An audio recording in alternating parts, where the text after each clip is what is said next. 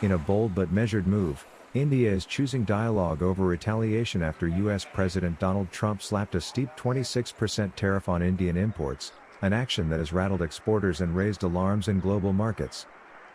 Despite the pressure, Prime Minister Narendra Modi's government has held back from countermeasures, instead opting for diplomacy and strategic patience.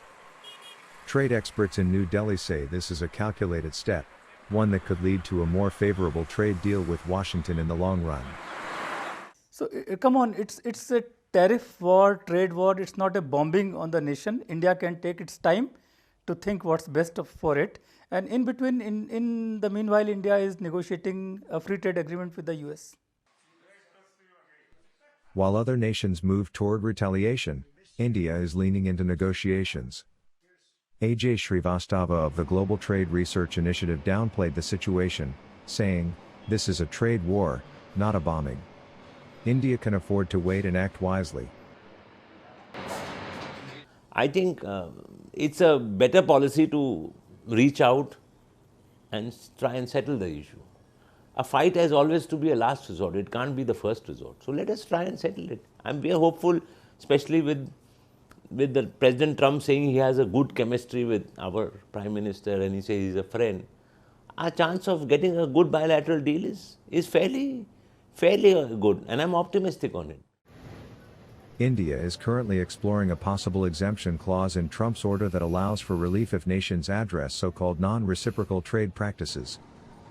Officials familiar with the matter say that India began trade talks early, giving it an edge over countries like China, Vietnam, and Indonesia that are also facing stiff U.S. tariffs.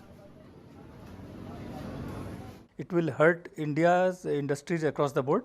Some industries, they may gain because of the higher tariffs on the other nations, but since there is no predictability of the tariffs, I don't think any investor will be taking risk of investing in any country. So theoretically, we say India may gain on, say, labor-intensive sectors and other sectors because of higher tariffs on China or Vietnam or even Bangladesh.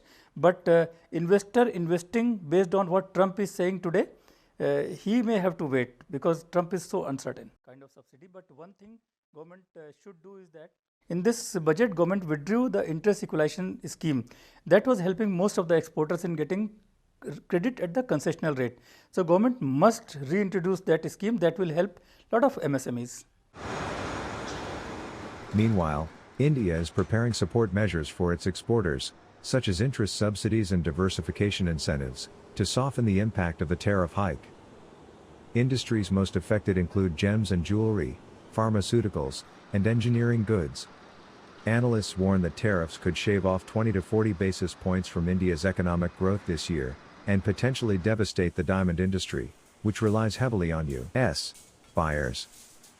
Despite these risks, India is betting on dialogue, not escalation.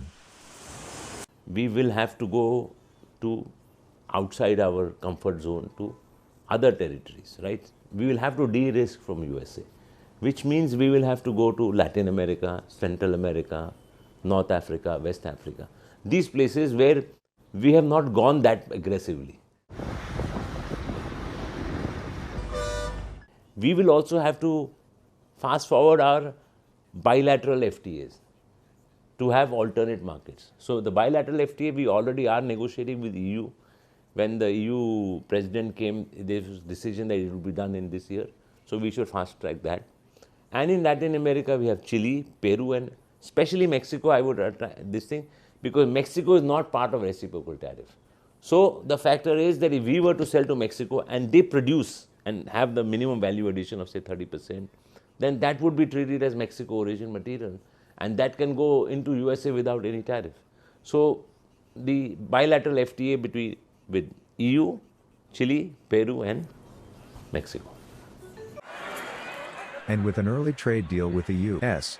expected by autumn 2025, the path forward is diplomacy, not drama.